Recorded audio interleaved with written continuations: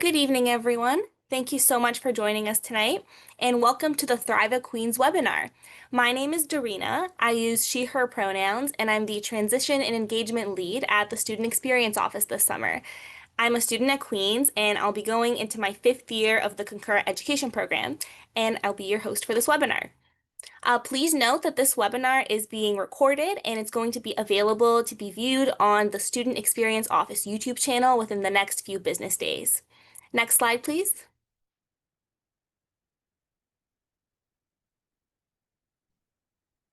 So before we begin with the webinar, I'd like to take a moment to acknowledge the history of the land on which Queen's University is located. As Canadians, we all have a collective responsibility to recognize the injustices committed against Indigenous peoples who have lived on and cared for this land long before the arrival of European settlers. Queen's campus, which is where I'm joining you from today, and which you can also see in the picture on the slideshow there, is situated on the traditional territory of the Anishinaabe and Haudenosaunee peoples. The Kingston area, originally known as Cataraqui, has been home to Indigenous communities for thousands of years and remains a place of significance and ongoing relationship for many Indigenous peoples today. As a student, I am grateful for the opportunity to live, work, and study as an uninvited guest on this territory. It's important to understand that Queen's University, like many institutions in Canada, was established through colonial systems that displaced Indigenous communities. As a settler and as a guest, I carry a responsibility to reflect on that history and to contribute to a more just, inclusive, and respectful future. If this information is new to you, or if you would like to learn more about it, I encourage you to explore the resources offered by the Office of Indigenous Initiatives and the Four Directions Indigenous Student Center, both online and on campus here at Queen's. Thank you so much for taking this moment to reflect with me. Next slide, please. By the end of this webinar tonight, you will be able to identify key campus resources which will support your academic success and your personal well-being, as well as recognize the link between your well-being and your academic success, as well as gain practical strategies and tips for developing healthy habits, effectively being able to manage your stress and workload, and maintaining focus both inside and outside of the classroom. And now I'll pass it on to our first speaker for today, Kate from Student Wellness Services. Welcome, Kate. Thank you. Next slide, please. I'm very happy to be here today. My name is Kate Humphreys. I use she and her pronouns, and I'm the Manager of Health Promotion at Student Wellness Services. Welcome to Queen's and congratulations on this exciting milestone.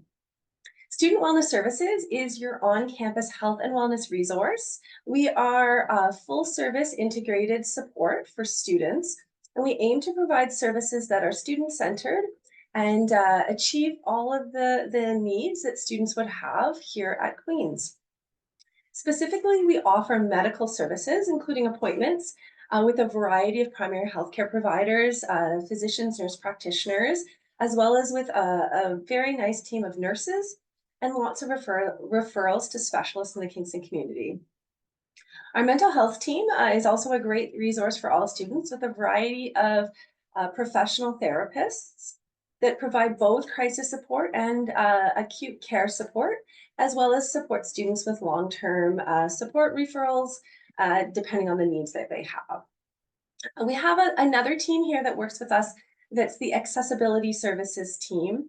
And they've also already had a chance to do an excellent webinar. So if accommodations or supports related to academic barriers that relate to a disability is something that you think you might be looking for, I strongly suggest that you connect with that webinar to learn more about the team at SASS.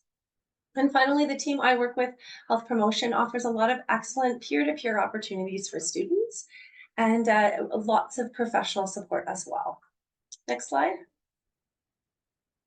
So we're going to do a little bit of a road trip because there's lots of different points along your journey, both to come to Queen's and then in the first weeks and months here as a student to navigate various components related to health and well-being. And we do believe strongly that when students are well, they're able to achieve their goals and successfully thrive as academics. So there's lots of things, and everybody's journey would look a little bit different, but there are some regular kind of things we see and hear from lots of students that we're going to share with you tonight to help you prepare and then make a plan for how you're going to support yourself in those first busy months here at Queen's. Next slide. So a few practical things to start us off. We always like to pack for road trips. So some things that you could pack for your first few weeks at Queen's. One of the things we always encourage people to think about is staying connected with their primary care providers at home if that's possible for you.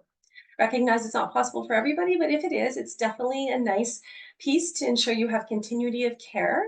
And of course, we know primary care providers can be difficult to come to, so we want to maintain those relationships in your home area if that's at all possible. For all of our students coming and for all of our supporters joining us tonight, it's important to remember that care at Student Wellness Services is confidential. So information about a student's healthcare is not shared without the direct consent of that student. So primary care providers are required under various legislations to keep the healthcare information confidential. So we won't share that back with families or supporters without students' direct consent.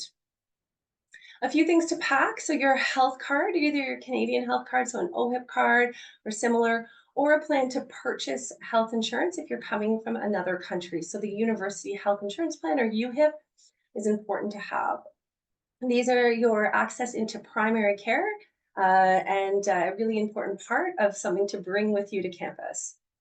The other thing that people sometimes ask about is supplementary health and dental care. So these are things that aren't covered by primary health care, like glasses, dentist appointments, some allied health, like say massage therapists, some additional mental health supports.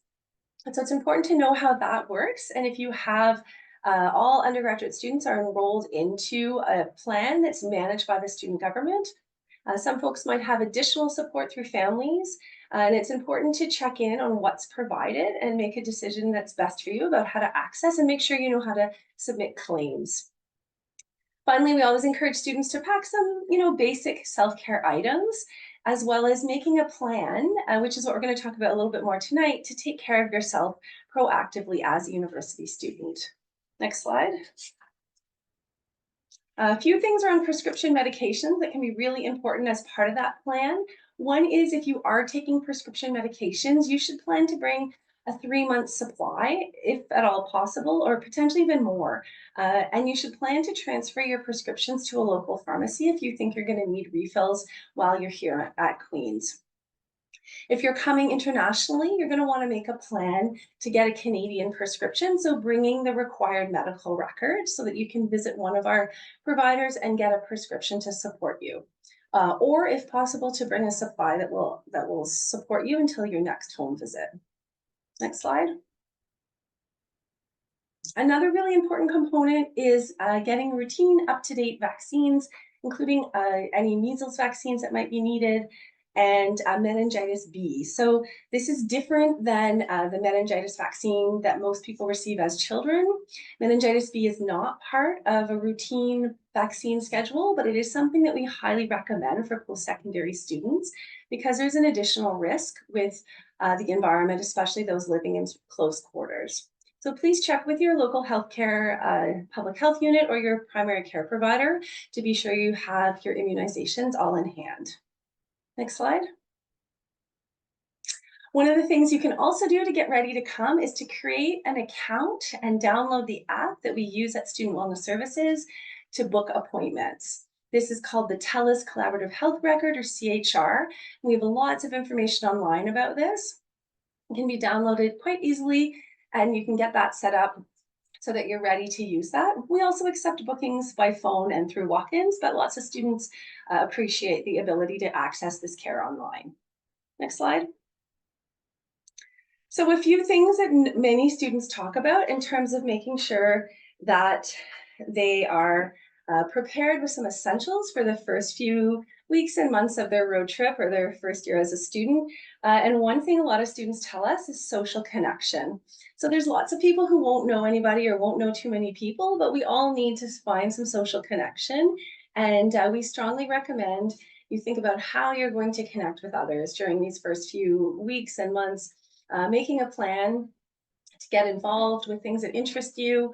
You put yourself out there a little bit and attend some of the orientation events.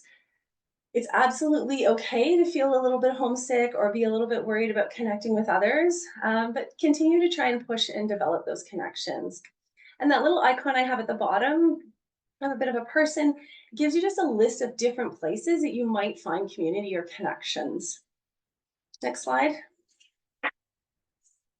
Some of the other things that come up in initial conversations around driving is on this road trip is making sure you think about how substance use might play into your first few weeks at university. Um, Lots of times people aren't aware that a lot of our Queen students don't actually choose to drink or consume substances in their first year. So it's definitely a personal choice. And if you're someone who's thinking you're not going to consume substances, then you'll find lots of other folks here who are in a similar position. For those who might be thinking that they might choose to consume substances like alcohol or cannabis, it's important to have some harm reduction strategies available so you can keep yourself safe. So we've got a few listed here. A few things I really want to highlight. One is if you think that you're not sure what you're going to do, we really want you to go slow and sort of pace yourself. So drinking water, eating, having a good group of friends or a good group of people to be with, so you're not using substances alone, is a really important part of the harm reduction strategies we promote. Next slide. Another service we have available for Queen students is a non-medical detox center that's located in one of the residence buildings. And this is a space that's run in partnership with our local hospital. And it provides a voluntary, confidential, and non-judgmental space for students who have had too much alcohol. So it's open during peak times, and it really is part of our commitment to harm reduction and supporting student safety on campus. Next slide. Sexual activity is another piece that people often wonder about. And, again, not all students choose to have sex or be sexually active. It's definitely a personal choice. For those students who are thinking that's something they might be thinking about, we do want you to know that we have lots of sexual health resources and safer sex resources on campus, including some that are offered through student wellness services, and also a really excellent student-run service called the Sexual Health Resource Center. Next slide. So imagine as you're continuing along this journey, you think you've been driving for a while and maybe you need to get some gas or power up your tank. And there's a few ways that we recommend that you do this. One is thinking about eating. We all need food. It's a necessary and essential part of ensuring we have enough energy to succeed and to do the studying and the work that you're going to be doing. If you're somebody who has dietary needs, allergies, or just looking for a little bit of extra support, there's some great information from our hospitality services team, and there's a dietitian that you can meet with to make sure that you have all the supports in place. Especially if you have severe allergies, this is something that's really important to remember. Next slide. Another way you can fuel up and make sure you have good stress management strategies in place is to find some ways to move your body, so to be physically active in a way that feels good for you.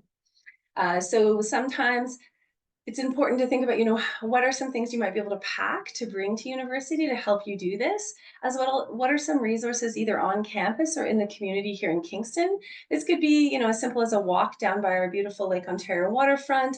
It could be joining a local running club or checking out our rock climbing community. And of course, we have amazing resources available on campus at the Athletics and Recreation Center.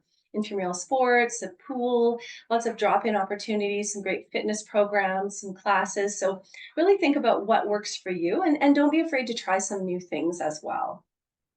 When it comes to sleep, that's also something that's really important to help you learn. And if you find that you're having trouble adjusting to a new sleeping space, we do offer appointments with our peer wellness coaches to support you, and you can meet upper year students who are trained and able to provide some excellent ideas that can help you create a sleep plan for yourself. We always recommend you think about when you're packing, what things will help you adjust to your new sleep environment. Next slide. So sometimes, despite all the preparation that we have for our road trips, we might find a need to sort of take a detour and access some different services. So as I mentioned in the beginning, we have lots of supports for your health and wellness, including our medical services. This includes both same-day appointments and pre-booked appointments with a variety of practitioners and supports. You can see some of the primary services that we provide listed here, including allergy shots, illnesses, injuries, infections, immunizations. We have a really active trans health team that provides gender affirming care. We have lots of sexual health supports, lots of mental health supports, and we do referrals to specialists in the Kingston community. Next slide. Similarly, our mental health services have both a same-day mental health clinic and booked appointments with providers. We know that connections to mental health support really do help students, so don't be afraid to reach out. We also run a lot of great therapy programs through groups, so opportunities to meet with a therapist as well as connect with peers. And I'll highlight one of those for you now. Next slide,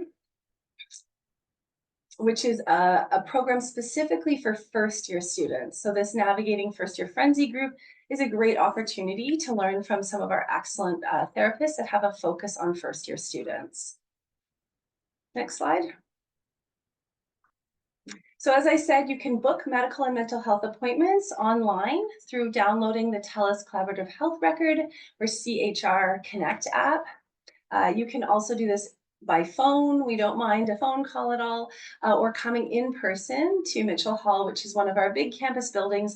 And the medical and mental health services are located in the Côté Sharp Wellness Center, which takes a good part of the downstairs or the first floor of Mitchell Hall. So it's quite easy to find.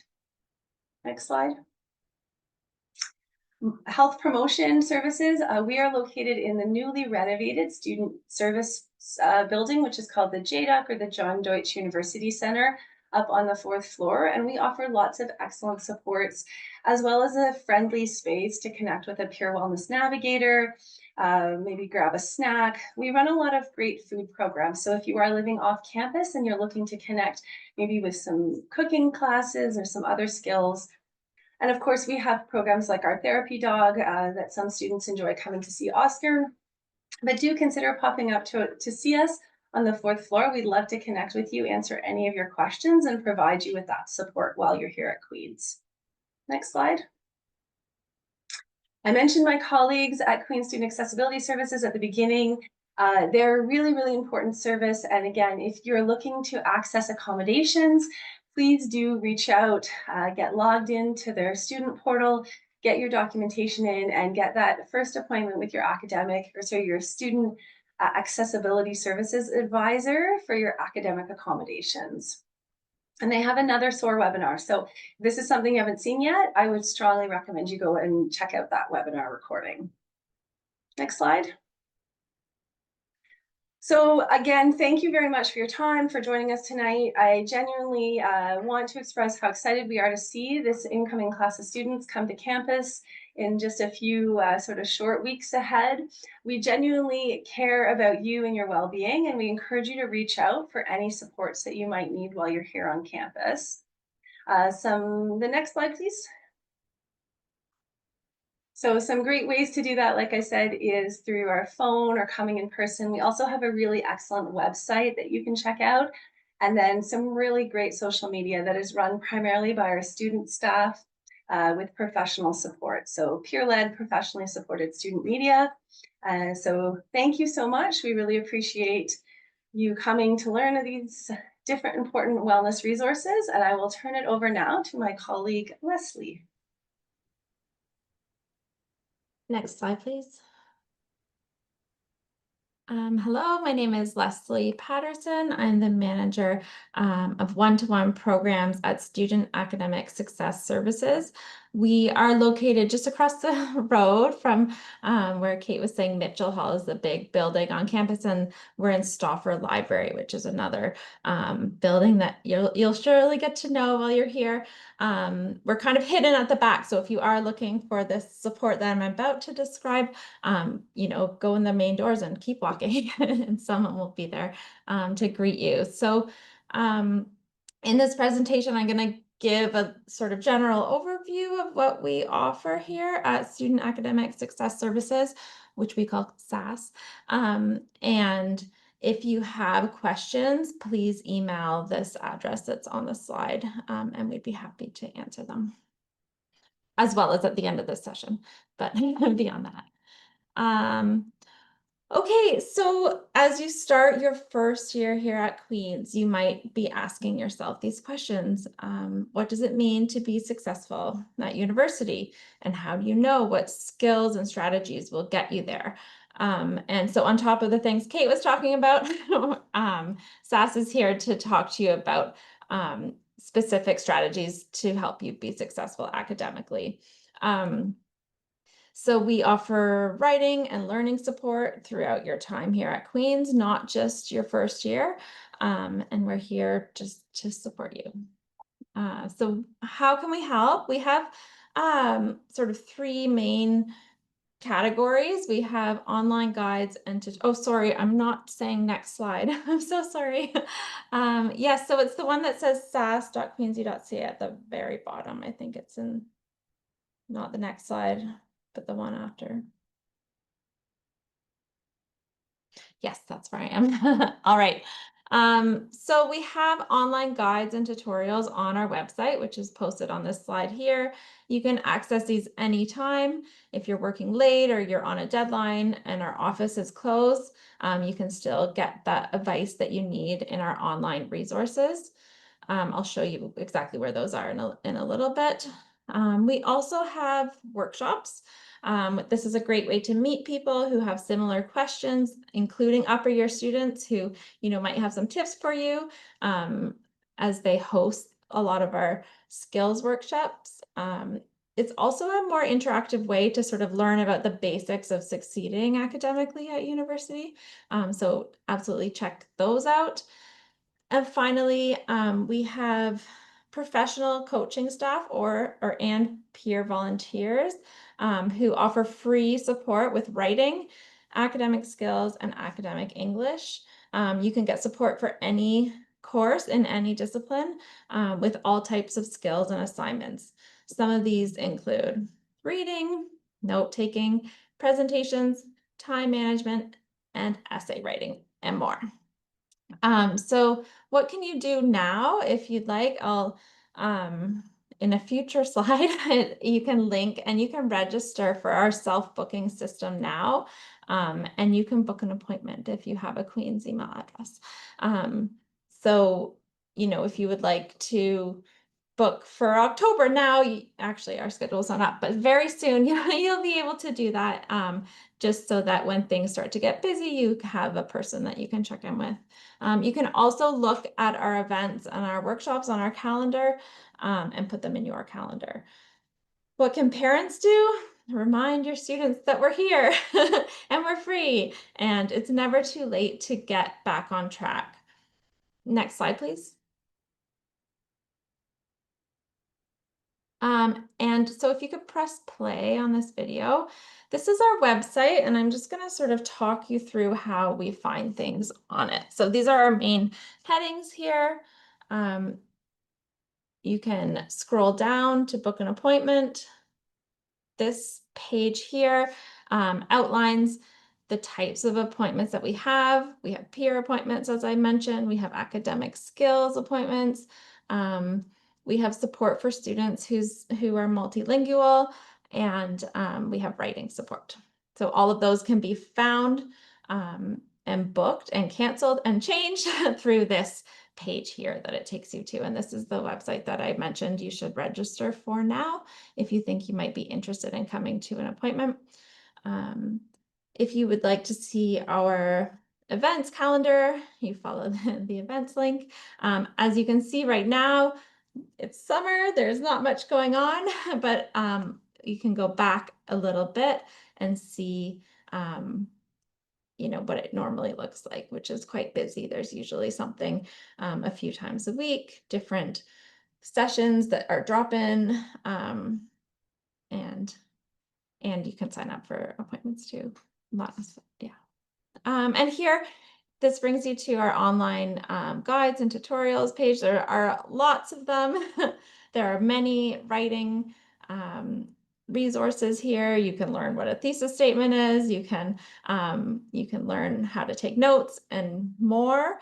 This is taking you to something called Academics 101, and this is a course. I wouldn't recommend, you can absolutely look at it now, but a lot of first year courses have this built into their course as a requirement. And so you can read about it now, but you chances are good that you'll get to go through it, or at least parts of it, when you're taking a course.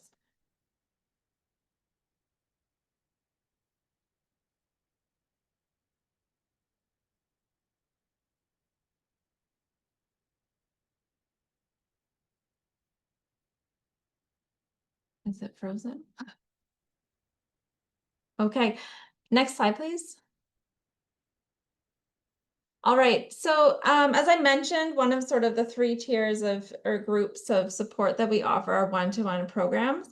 And this slide just shows you types of things that we work on in each of those programs. So sometimes students are not sure which type of appointment to choose, and this might sort of help guide you.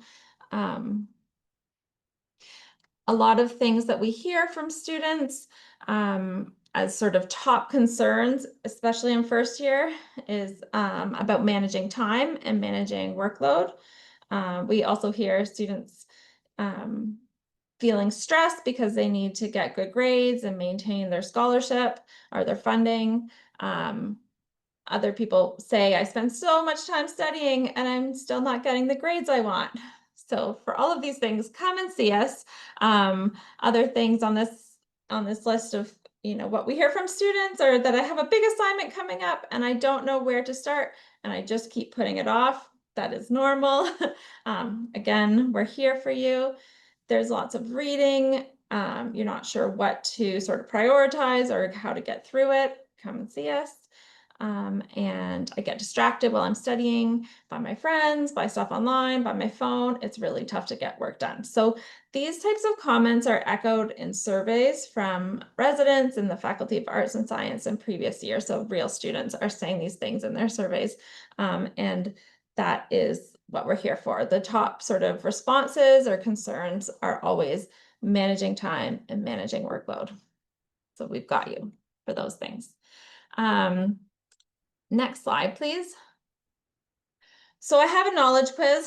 I'm not quite sure how this is going to work with online. You do not need to respond in the chat, but I'm hoping that you're watching this webinar with a friend or with a parent or a sibling, and you can sort of talk amongst yourselves about the answers or just wait for me to reveal what they are.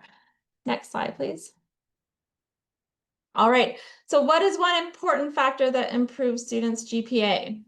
Is it never sleeping, high school grades, going to class, IQ, or natural intelligence? Drum roll. And the answer is going to class.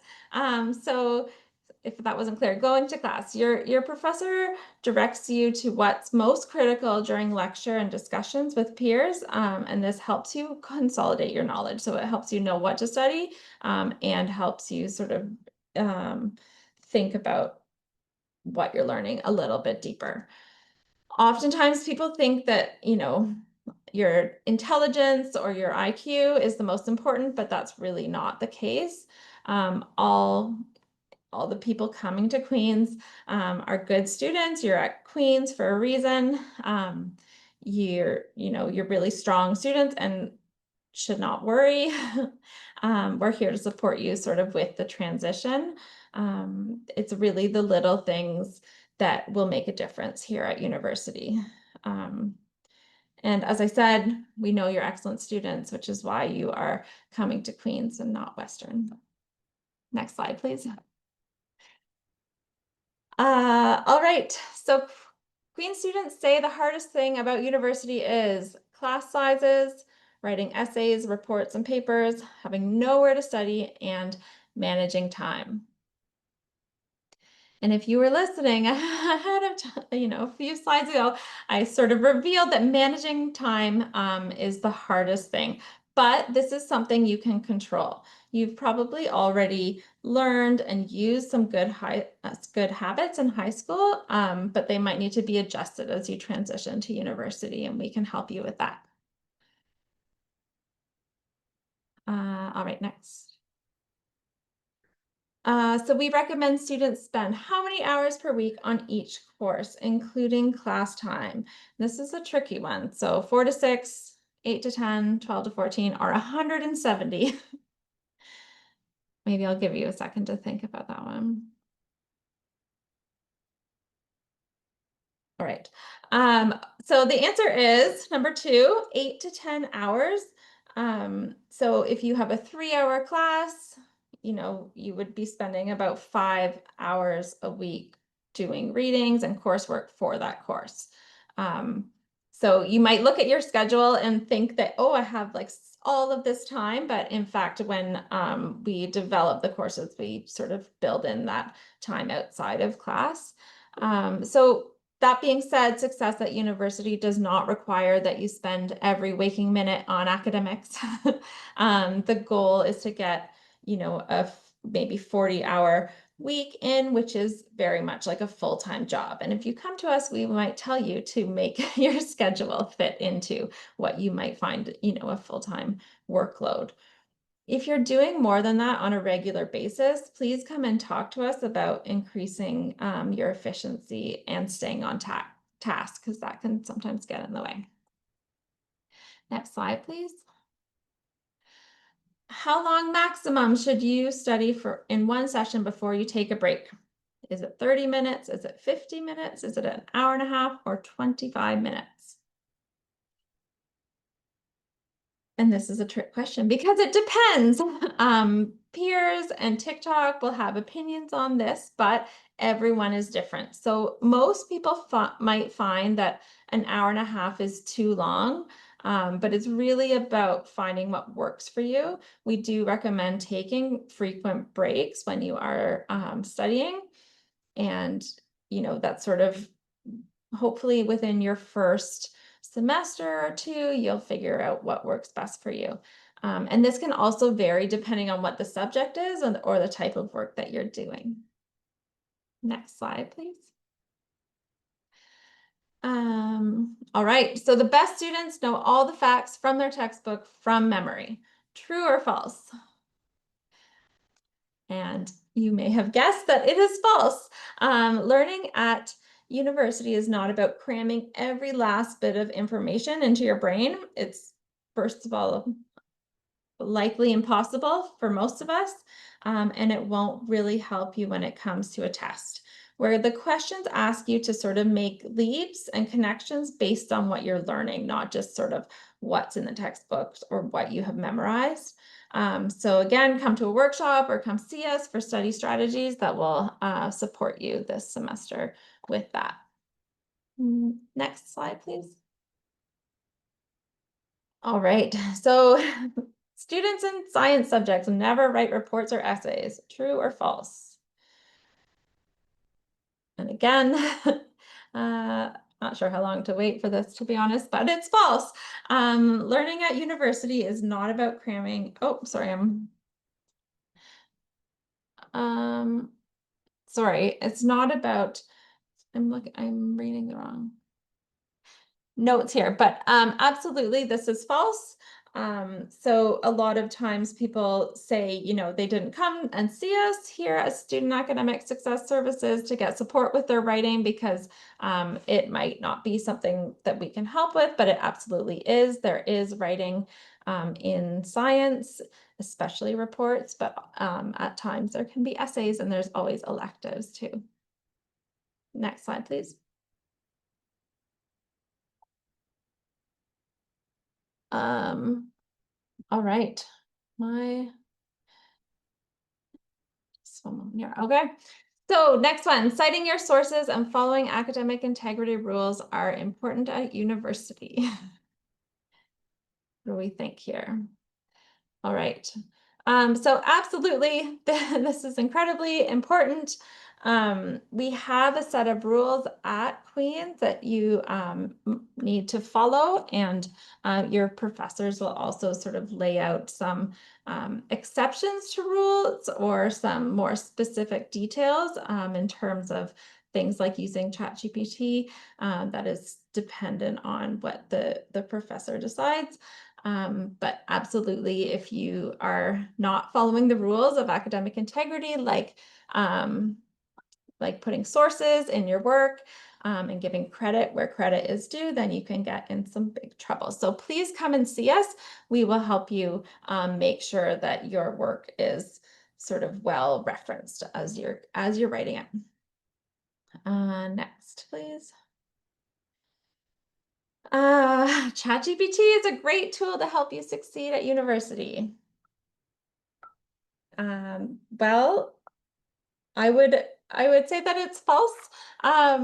I think that it can support you. We are not opposed to ChatGPT here at SASS, but we encourage people to use it with caution, to be intentional about when they use it, and to make sure that they're following rules of academic integrity, as I mentioned previously. Next slide, please.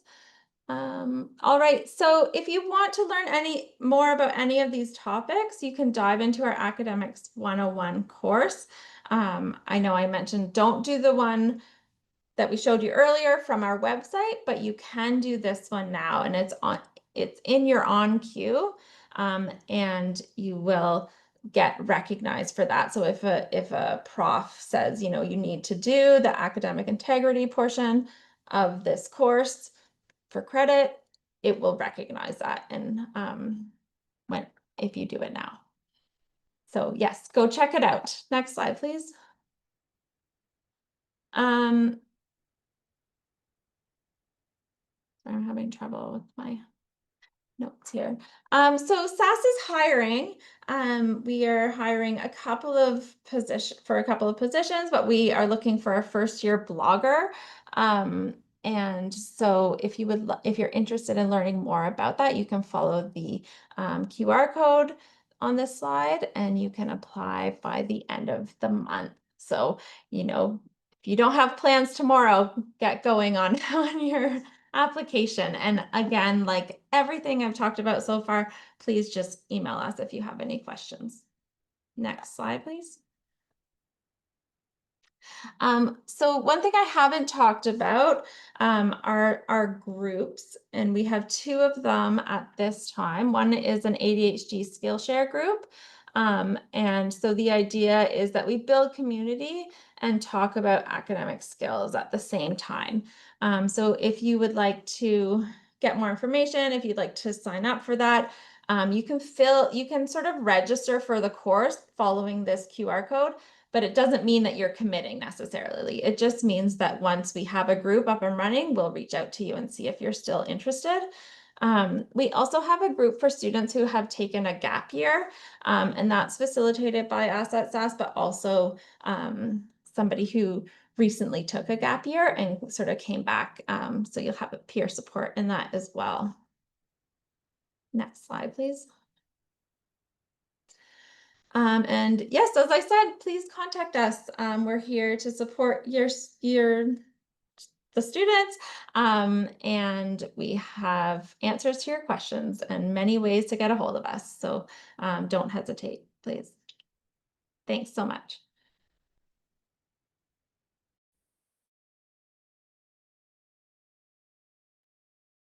I believe I'm handing it over to somebody. Yeah.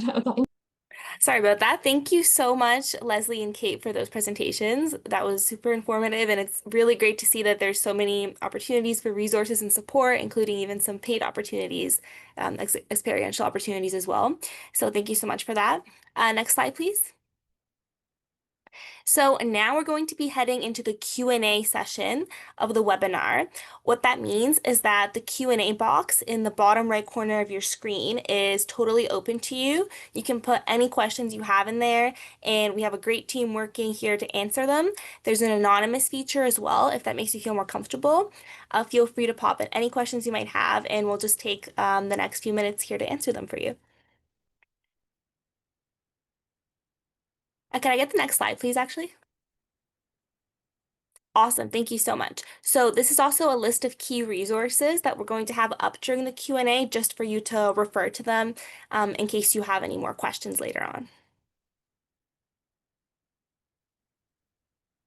All right, let me take a look at these questions here.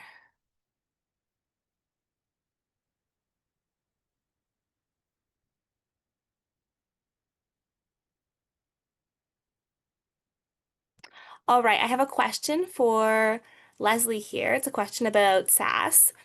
The question is, a student is wondering, my schedule for next year is very full and I don't think I can book at any of the available times. What are my options? That's a great question. So we do have a set schedule that you'll view if you register with our self-booking platform.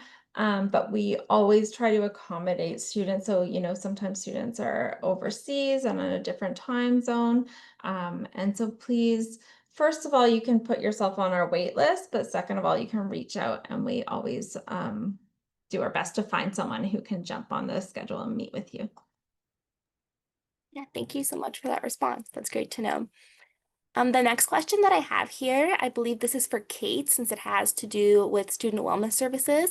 There's a student wondering what kinds of things can the therapists in residence or at Mitchell Hall help with? Yeah, that's a great question. And really, the therapist team can help with all sorts of things related to mental health and wellness. So it's a pretty comprehensive service. Sometimes students are worried that what they're experiencing isn't severe enough to sort of warrant reaching out. But we really want to encourage people to reach out if you feel like you could benefit from having someone to talk with. So this could be about connections you're making or worries about how you're doing, with sort of like anything kind of connected to the transition to university. So settling into classes, settling into social situations, living environments. It can also be, ongoing supports for students who might be coming with past diagnoses or past experiences of anxiety or depression who want to continue their mental health care with a professional here. But really, they support all services, sort of all needs related to mental health and wellness. So, yeah, great question. Don't hesitate to reach out. They really are here to help you. And if you want to see a long list of the kinds of things they support, we do have some examples of that on the website as well. But yeah, there's lots of good reasons to come and see a therapist. So don't feel ever that your reason isn't good enough. Thank you so much, Kate. I also really echo that sentiment as well. It's a great resource and it's there for you, and it's great to use it. The next question I believe is also for Kate as for student wellness services. A student is wondering, can they still use the student wellness services at Queen's if they've opted out of the AMS student care insurance package? Yes, 100% yes. This is a really important question. So, the AMS and the healthcare that they provide for students is supplementary health and dental care. So that is the things that you would pay for, like glasses and dental cleaning. What we provide at Student Wellness Services is primary healthcare, so it's covered by your health insurance plan. So that's provincial health insurance. So there's no fees typically for our services. We have a few things like some vaccines or some different tests that people might need that would have a cost to them, but 95% of what we offer is free. So it's not a supplementary, we are primary care. So yes, you can use our services 100%. And if you do think that you're going to opt out of the AMS health insurance plan, it's really important to check to make sure that you have equivalent coverage and that you're aware of how to submit your claims and the confidentiality around submitting claims. And if you're coming from out of province, so if you're coming from British Columbia or somewhere like that, you bring your health card from there. So your BC service card or your card from New Brunswick, whatever it is, you bring that. Yes, we accept health cards from other provinces. So it's anybody across Canada brings your card from your or from your province or territory, and you use that to access healthcare here in Ontario. And then if you go back to BC or Nova Scotia or wherever for the summer, you just go back and use the healthcare system there. So yes, bring your card with you, and any nuances around that will be what you'll be walked through by our administrative staff here. But just bring your card with you. You need to have the actual card with you, not a photocopy, not a picture, the actual card. Yeah, it's a Thank you great so much, question. Kate. Yeah, we had a It few is. questions about that. So if there's any clarification needed, please don't hesitate to ask again. Yeah, thank you so much. It's a very important question since there's all sorts of different folks coming from all sorts of different places. And I'm sure that if you get in touch with the Student Wellness Services team using the resources on the slide, they can support you more through your specific situation. The next question I have here is for Leslie. It's about student academic success services. The question is, a student is wondering if they need a referral to access writing and learning support through your service. So absolutely not. Any Queen student can access our services. Sometimes, we'll take referrals if you're over, at wellness services, someone might send you our way, but um, no, anyone can come. And as I mentioned earlier, we use a self-booking platform. So you can register, you can book, you can cancel, you can, book again. And it's really quite student driven. That's excellent. Thank you so much, Leslie. The next question I think is also for you. We've got someone saying, I am a student with ADHD looking for academic support, but I am not registered with student accessibility services. Can I still access your supports? Yeah, that's another good question. So we do have support for students who have ADHD or have other learning disabilities or, really any student, as I said. But you do not need to be registered with accessibility services. And that the same is true for one-to-one appointments and the ADHD group, even though that is in the name, we're not sort of asking you to verify that you have that. It can even be somebody who suspects they have ADHD but hasn't received an official diagnosis. Thank you so much, Leslie. That's great information. The next question is for Kate for Student Wellness Services. There's a student wondering, is an appointment mandatory for Student Wellness Services medical or mental health appointments? Do you offer walk-in or same-day support? And or is there a way to speak to someone right away if I am in crisis? Thank you for the question. So a few pieces to that. So first of all, yes, we do offer same-day supports, both for mental health and medical care. We call them same-day supports because it's a little different than walk-in in that we want you to book an appointment that day. Because there are a limited number of slots available, you can try walking in, but we highly recommend that you book an appointment. So either call or use the app to book an appointment that morning, so that you're guaranteed to have that service available to you. But those appointments stay open and then they're booked in the same day. That being said, if you are experiencing a crisis, especially a mental health crisis, we do have people available who can see you immediately, sort of more traditional walk-in way. So we do have students who might be experiencing a crisis or supporting a friend or a peer who are experiencing a crisis, and those folks can walk in and get that support, that crisis support. So a little bit of yes to that, and then but we do encourage that booking through that app or through phoning to ensure that you get that same day support available to you. Thank you, Kate. I can also say that as a student, I've used student wellness services many times. I find it to be a great resource, and I've personally never had trouble with just calling the phone number and booking an appointment. Usually, if I call earlier in the morning, you can get maybe an appointment even in the same next few days. Of course, it depends on the time of year, but yeah, calling by phone always works. You can also walk in. It's a great service. The next question is for Leslie for Student Academic Success Services. The question is, I want to help with my writing in general, but I am not sure where to start. Can I still come to a writing appointment if I don't have a particular assignment to review? Yeah, so absolutely, you can come to a writing appointment even without an assignment or a first draft. We can help you brainstorm. We can help you with general questions like, how do I structure a paragraph? Or how do I integrate sources into my writing and so on. So you do not need to have any work done, or maybe you're having trouble getting started on your work, and we would like to help you with that. So come on in. Thank you, Leslie.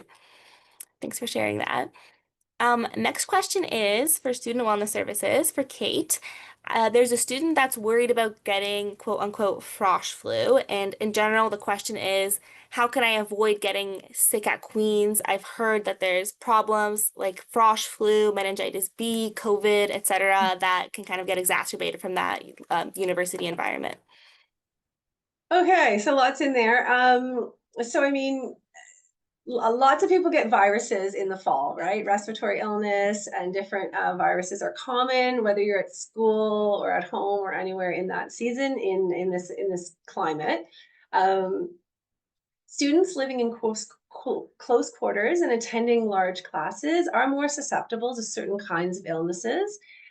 So in terms of meningitis or meningococcal B, it's a really effective vaccine, and it's a really important thing to think about getting vaccinated. It's a 2-dose series typically, and if you have your first dose at home and you want to have your second dose at Queen's, that's totally doable.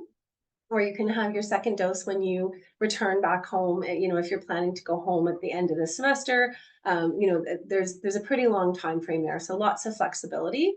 Meningitis B, really, really important to get that vaccine if you're comfortable with that, and talk to your primary care provider about it. In terms of sort of regular illnesses, lots of viral illnesses, respiratory illnesses are pretty common in the fall. Like I said, those are typically not treated by antibiotics. They're treated through sort of self-management.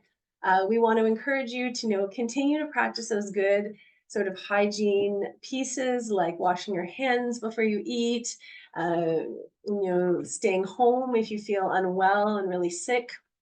And taking time to sleep and eat healthy food and get some fresh air and get some movement. So all of those kinds of things can really help people prevent getting really unwell. But there are respiratory illnesses, things like COVID and flu. We offer flu vaccines and COVID vaccines every year on campus.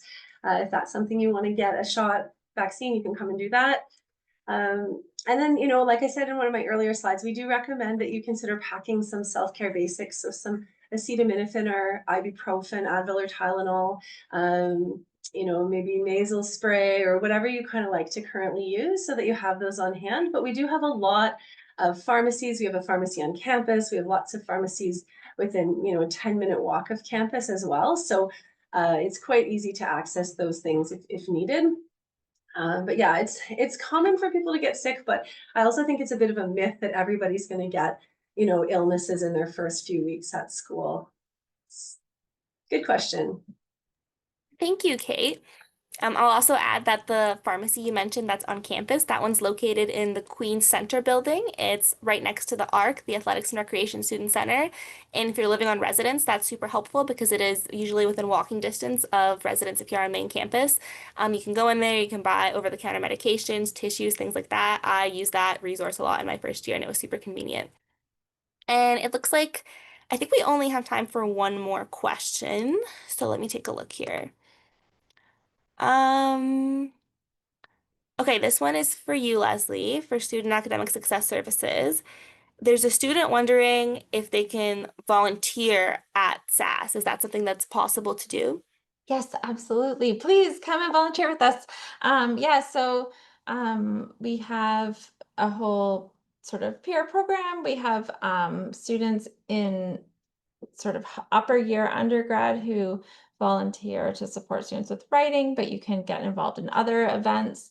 Um, and you can be our peer blogger, as I mentioned earlier, if you would like to apply for that. So absolutely reach out to us if you're interested in volunteering. Yeah, thank you for sharing that, Leslie. It's an excellent volunteer opportunity. Queens has so many different peer programs where you can volunteer if you're looking to support the community or for extracurriculars or things like that. And SASS is definitely an excellent place to do that.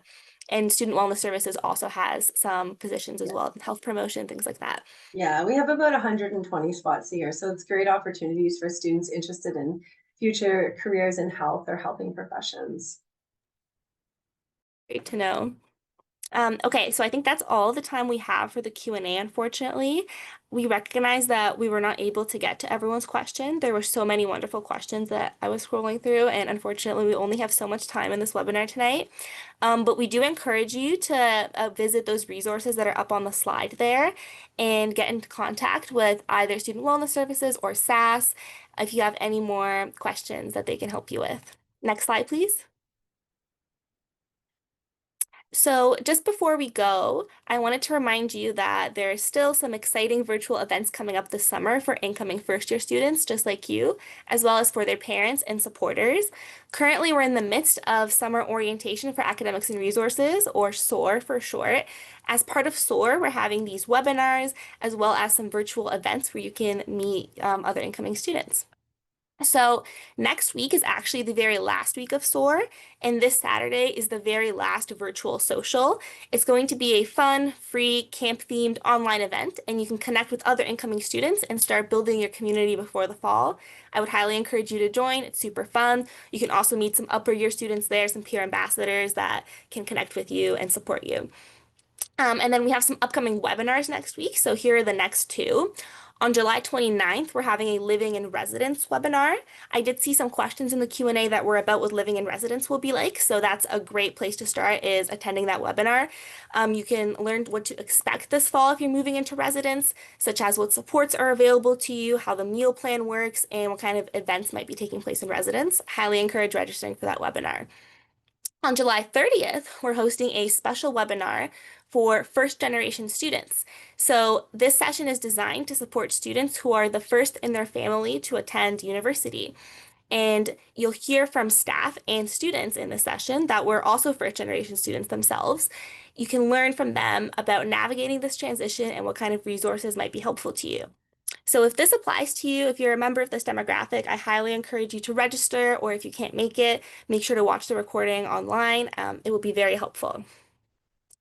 And those aren't all of the webinars we have. We have even more that I couldn't fit into the slide here. Be sure to check out the full summer webinar schedule on the Student Experience Office website, and you can register there for sessions that interest you. We also have a YouTube channel where the webinars will be uploaded. So this webinar will be going up on the YouTube channel in the next few business days.